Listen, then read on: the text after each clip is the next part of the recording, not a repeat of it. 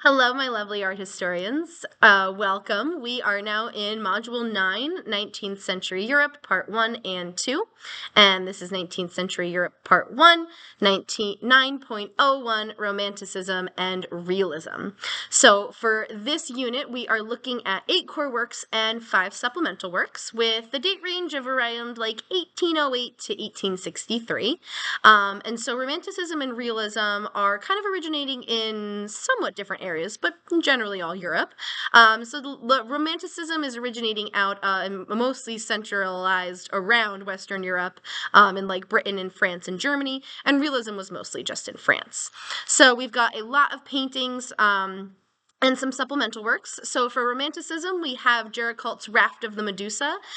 This is one of my personal favorites. It is a really interesting story with how the artist actually set the scene for this particular piece. And it is a little bit of a gruesome tale.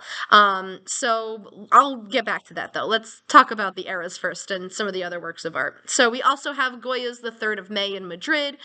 We have Joseph Mallard William Turner's Slave Ship. We have Caspar David Friedrich's Monk by the Sea.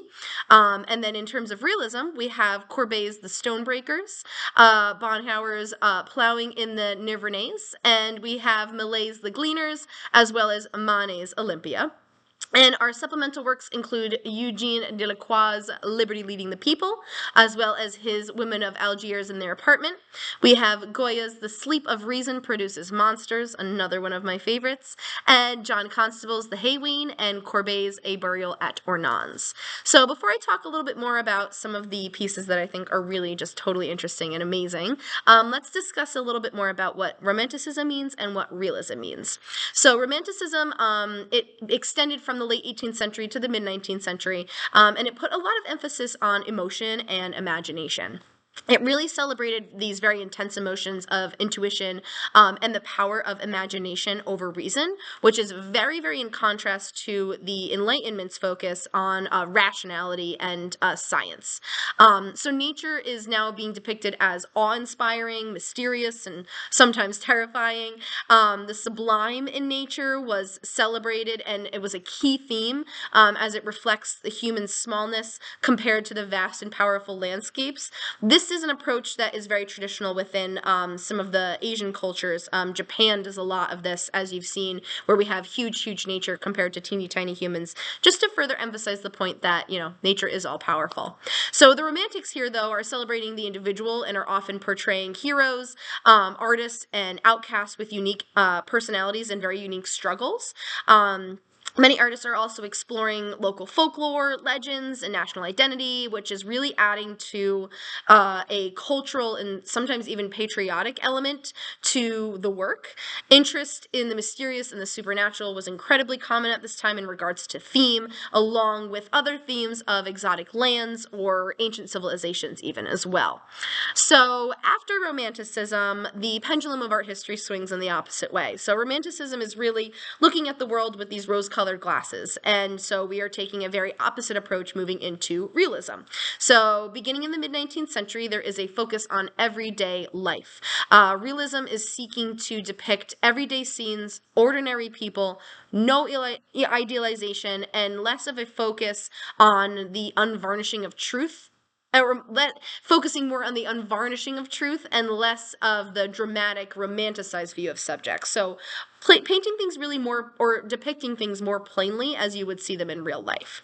It is a very, very obvious reaction against Romanticism, and it was developed as a response to Romanticism's kind of over-emotional and imaginative approach. And this is now, realism is really emphasizing accuracy as well as a little bit more of direct observation instead of the reverse of what we saw in the Romantic era.